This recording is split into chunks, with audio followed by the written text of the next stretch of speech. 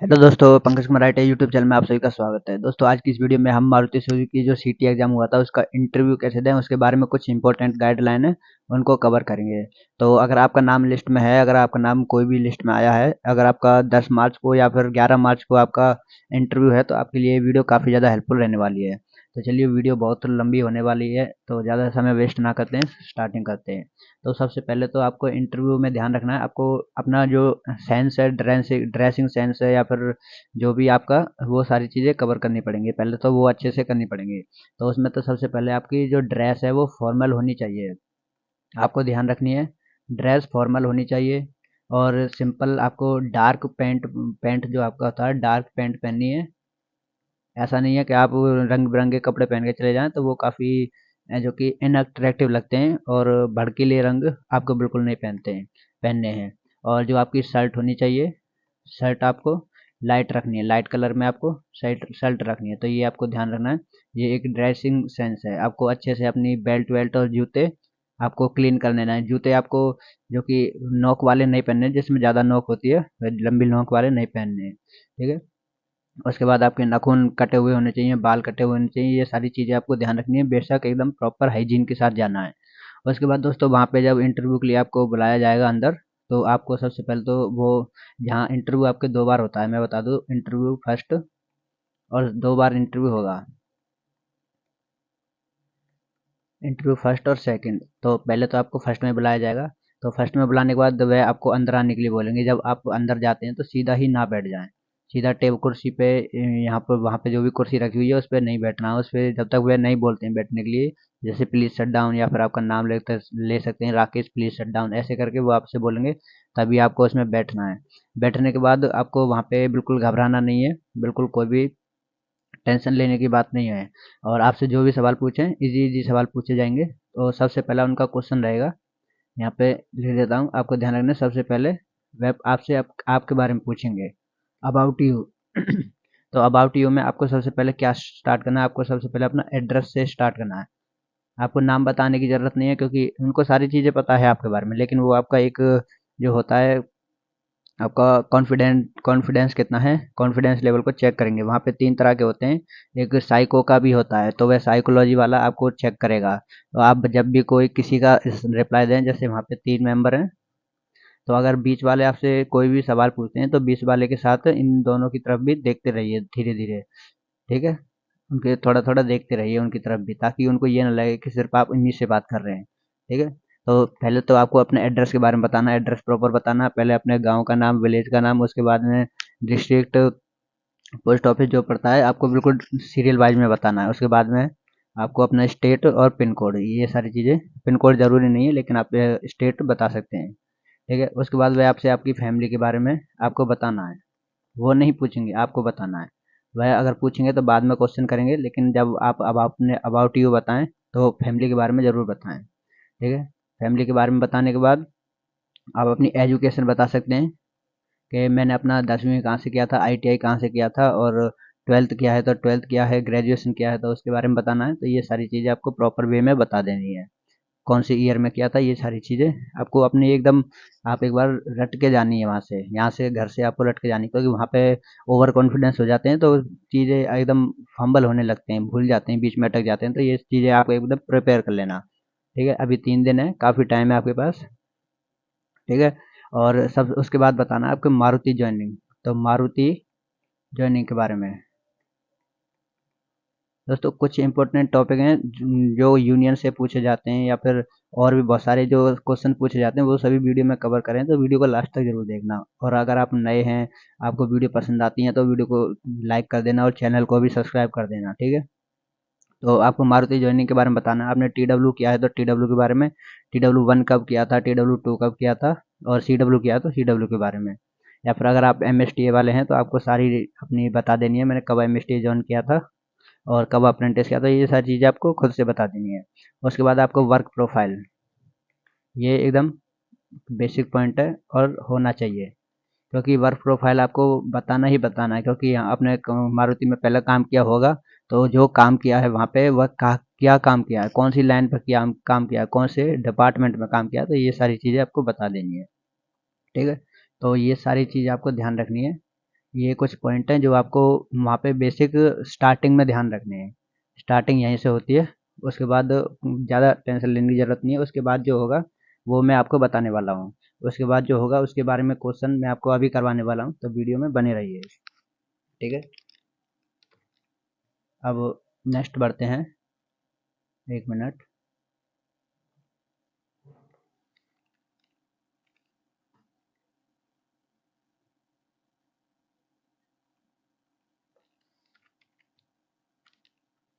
तो अब नेक्स्ट हम यूनियन से रिलेटेड कुछ क्वेश्चन कवर करने वाले हैं।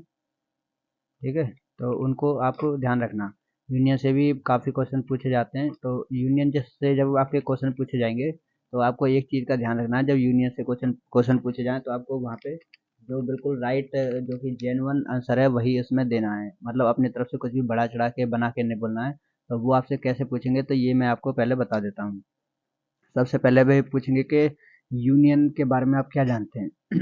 तो यूनियन के बारे में आप क्या जानते हैं, या फिर सबसे पहला क्वेश्चन उनका होगा यूनियन को किस नाम से जाना जाता है। ठीक है, यूनियन का एक और नाम है, यहाँ पे मैं ले देता हूँ, यूनियन रिलेटेड क्वेश्चन।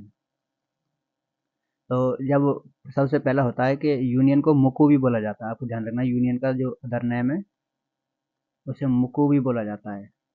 या फिर वह बोल सकते हैं कि मुकू का फुल फॉर्म क्या है। तो मुकू का फुल फॉर्म आप यहाँ पे लिख लीजिए, मारुति उद्योग कारगर यूनियन। ठीक है, ये इसका फुल फॉर्म है। ठीक है, यूनियन को मारुति उद्योग कारगर यूनियन यानी मुकू के नाम से जाना जाता है। ये काफ़ी इंपॉर्टेंट पॉइंट है, और ये इंटरव्यू में बहुत काफ़ी ज़्यादा पूछा जाता है, बहुत ही काफ़ी ज़्यादा पूछा जाता है। मतलब हर बार लगभग इसे पूछते ही हैं। अब इसे का दूसरा जो आपको क्वेश्चन पूछ सकते हैं कि मारुति सुजुकी जो कंपनी है उसमें आपको यूनियन चाहिए या नहीं चाहिए, यूनियन होनी चाहिए या नहीं होनी चाहिए। जैसे मैं यहाँ पे दे देता हूँ,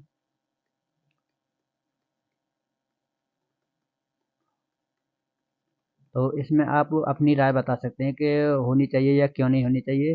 तो लेकिन मेरा जो सजेशन है आपको हाँ में आंसर देना है कि होनी चाहिए, क्योंकि जो एम्प्लॉय होते हैं, जो वर्कर होते हैं और कंपनी, आपको ध्यान रखना वर्कर और कंपनी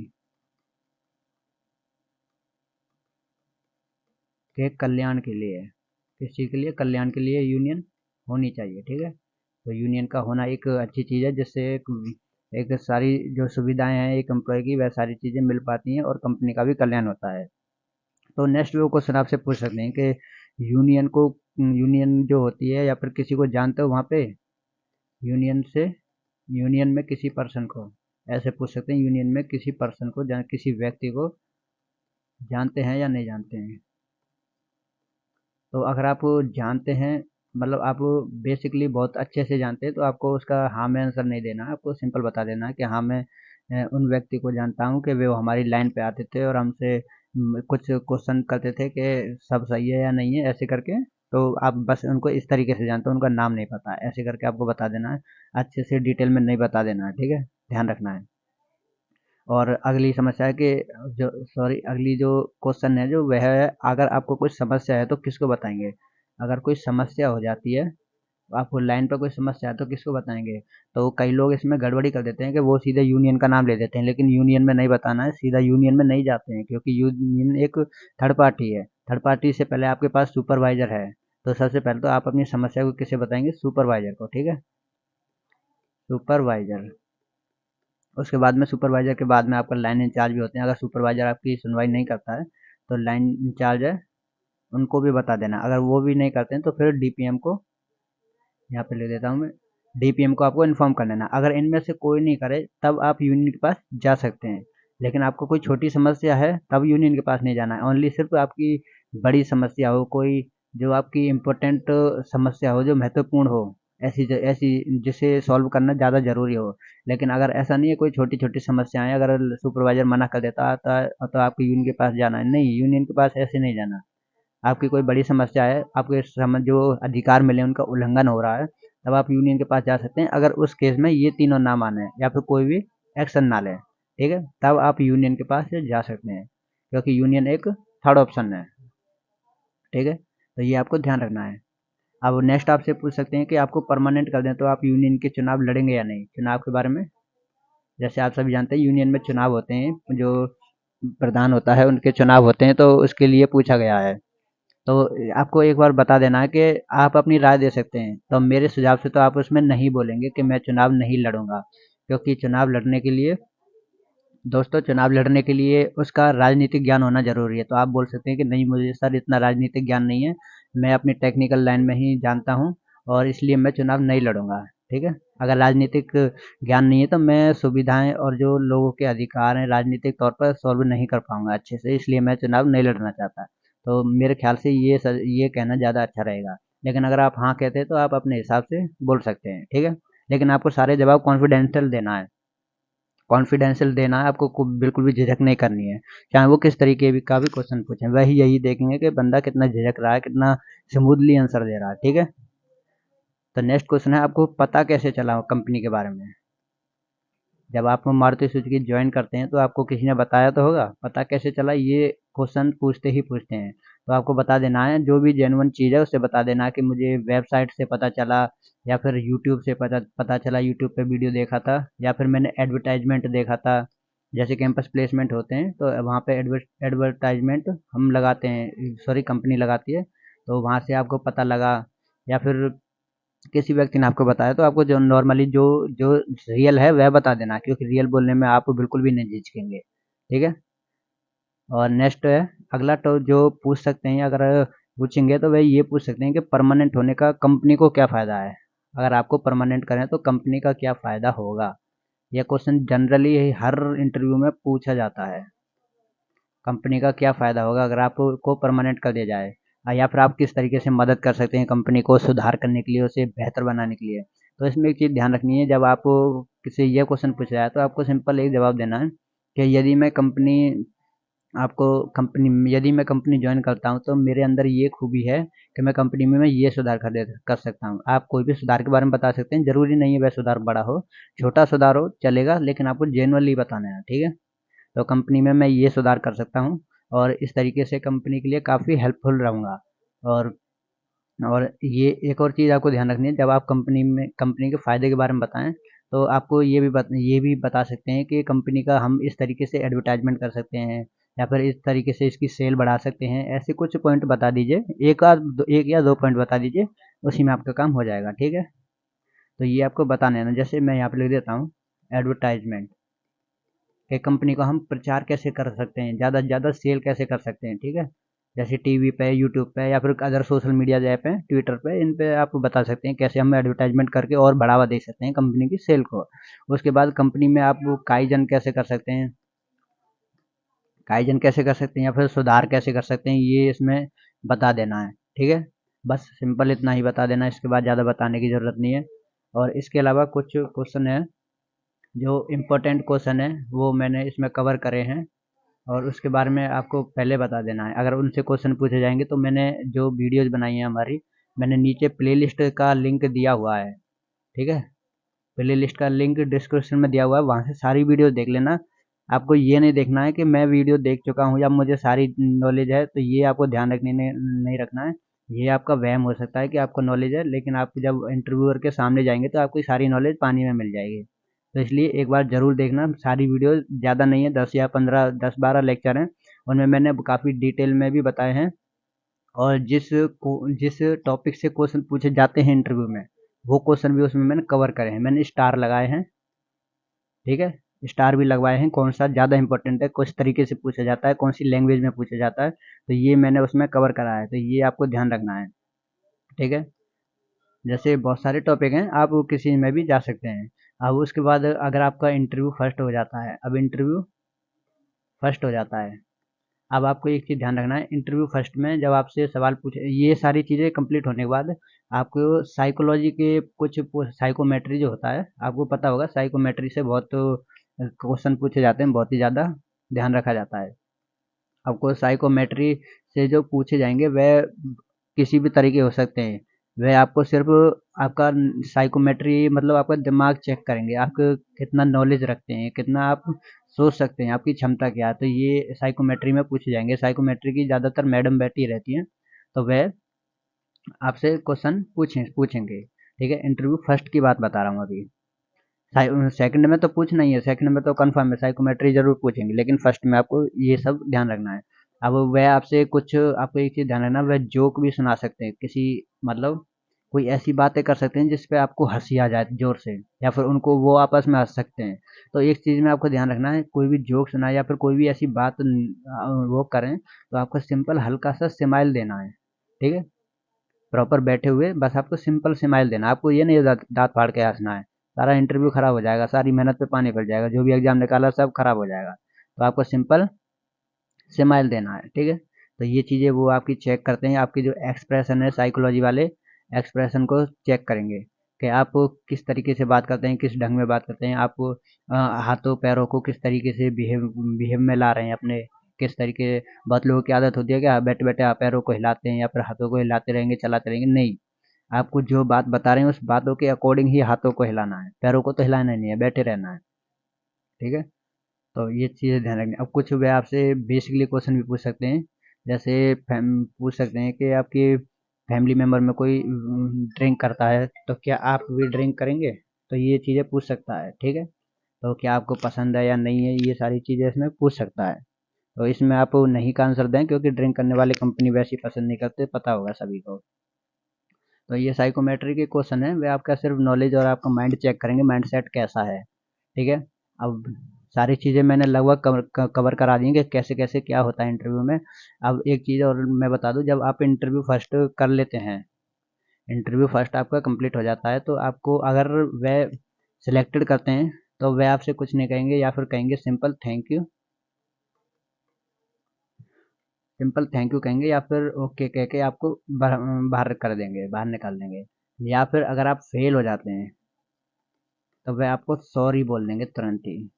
तो आपको समझ जाना, आप इंटरव्यू फर्स्ट में सॉरी हैं, उसके बाद सेकंड में जा ही नहीं सकते। थैंक यू बोलते हैं या फिर सिलेक्टेड बोलते हैं, कॉन्ग्रेचुलेसन बोलते हैं, तो इसमें आप उस इंटरव्यू सेकंड के लिए जाते हैं। इंटरव्यू सेकंड में आप प्रवेश करने के लिए तैयार हैं। अब इंटरव्यू सेकंड में भी आपको इन्हीं सब चीज़ों का बेसिक ध्यान रखना है, इसी तरीके से होता है। बस उसमें थोड़ा आपको और साइकोमेट्रिक लेवल पे ध्यान रखना होता है। ठीक है, तो साइकोमेट्रिक लेवल का मतलब एक बार मैं बता देता हूँ, उसमें जो इंटरव्यू सेकंड होता है, उसमें आपसे लाइन और कंपनी की साइकोमेट्री ज़्यादा पूछी जाती है। जैसे आपको सुपरवाइजर आपको परेशान कर रहा है तो आप क्या करेंगे, या फिर आपको ये चीज़ ये परेशान कर रही है तो आप क्या करेंगे, किसको बताएंगे, अगर आपके साथ ये प्रॉब्लम है तो ये किसको कैसे सॉल्व करेंगे। तो साइकोमेट्री चेक करते हैं वो आपकी, रास्ते में जा रहे हैं ये प्रॉब्लम हो जाए तो आप क्या करेंगे, लाइन पे बंदे कम है, सभी समझ सकते होंगे मैं क्या कहना चाह रहा हूँ, लाइन पे अगर लोग कम है, वर्कर कम है, तो आप उस समय कैसे मैनेज करेंगे, ये सारी चीज़ें साइकोमेट्री आपसे पूछी जाएगी। क्योंकि आप एक परमानेंट वर्कर होने वाले हैं, पर परमानेंट वर्कर को ये सारी चीज़ें पता होनी चाहिए। ठीक है, तो इसी ठीक है, ये समझ में आ गया होगा। इन चीज़ों का बेसिक ध्यान करना है। वैसे मैं इंटरव्यू सेकंड के लिए भी कोशिश करूंगा वीडियो लाने के लिए। तो अगर ये वीडियो पसंद आए तो ये वीडियो को तो लाइक कर ही दीजिए। अगर आपने अभी तक चैनल को सब्सक्राइब नहीं किया तो अभी भी टाइम है, कर लीजिए, क्योंकि मैं इंपॉर्टेंट कंटेंट हमेशा प्रोवाइड कराता रहता हूँ। और दोस्तों एक चीज़ मैं आपको बता दूं कि ये चीज़ को आपको जो ये जो पॉइंट बताए थे, इनको आपको ध्यान रखना है। मैंने जो प्लेलिस्ट बनाई है नीचे डिस्क्रिप्शन में डाली हुई है, उसको जरूर देखना, वह मोस्ट इंपॉर्टेंट है। ज़्यादा से ज़्यादा आपका 5 से 6 घंटे खराब होंगे, ज़्यादा नहीं, खराब भी नहीं होंगे, वो आपकी इन्वेस्टमेंट है। ठीक है, मैंने सभी क्वेश्चन को एकदम अच्छे से बताया, सभी को बस आपको क्लास एक बार देख लेनी है, अपनी नज़र से उतार लेनी है, आपको इंटरव्यू में काफ़ी हेल्प मिलेगा, ये आप मेरी बात मान सकते हैं। अगर आप नहीं मानते तो आपको बाद में पछताना पड़ेगा। ठीक है, और मैं दावा देता हूँ कि अगर आप इन क्लासेस को देख लेते हैं तो आपका इंटरव्यू में इन क्लासेस से कोई भी क्वेश्चन आएगा तो आप इसमें पास आउट कर सकते हैं, क्वेश्चन आपसे नहीं रहेगा। ठीक है, इसलिए मैं बार बार कह रहा हूँ कि ये प्लेलिस्ट जरूर देख लीजिए, Maruti first second third, city exam first, city exam third, ऐसे मैंने क्लास की सीरियल वाइज बनाई हुई है। मैथ की क्लासेस छोड़ देना, मैंने बीच में मैथ की क्लासेस डाली हैं, उनको छोड़ देना है। आपको सिर्फ जो कि मिसलेनियस क्वेश्चन है उनको देखना है। ठीक है, 10 से 12 क्लासेज हैं, वो आप सब देख सकते हैं। और एक वीडियो रिजल्ट के ऊपर मैंने बनाई थी, रिजल्ट के ऊपर भी मैं एक और वीडियो बनाने वाला हूँ, जिसमें जिन लोगों का नाम उसमें लिस्ट में आया है, लिस्ट में नाम है, तो लेकिन उनका डेट नहीं आया, तो उनको क्या करना है। ठीक है, ये मैं अभी एक और वीडियो बनाऊंगा, उसमें कवर करूंगा कि उनके साथ क्या होगा। ठीक है, तो ये चीज़ें ध्यान रखनी है। अभी आज 7 मार्च हो गई, तो आपको टेंशन नहीं लेना है, 7 मार्च हो गई, 10 मार्च को आपका एग्ज़ाम है स्टार्टिंग। अधिकतर लोगों का 10 मार्च को है और कुछ लोगों का 11 मार्च को भी है। तो लेकिन अभी इसमें काफ़ी टाइम है, 3 दिन आपके पास बहुत हैं, बहुत इनफ हैं, आप अपनी प्रिपरेशन कर सकते हैं, ठीक है? डॉक्यूमेंट आप अपने बिल्कुल तैयार रखें, डॉक्यूमेंट में कोई कमी नहीं होनी चाहिए और डॉक्यूमेंट अगर आप कमी रहती हैं तो फिर आपको शायद वहाँ पे परेशानियों का सामना करना पड़ सकता है, ठीक है? तो उम्मीद करता हूँ दोस्तों आपको वीडियो पसंद आई है, वीडियो पसंद आई तो वीडियो को लाइक ज़रूर कर दें और चैनल को सब्सक्राइब ज़रूर कर देना, ठीक है? और मैं नेक्स्ट वीडियो भी बनाने की जल्दी ही कोशिश करूँगा, तो मिलते हैं नेक्स्ट वीडियो में।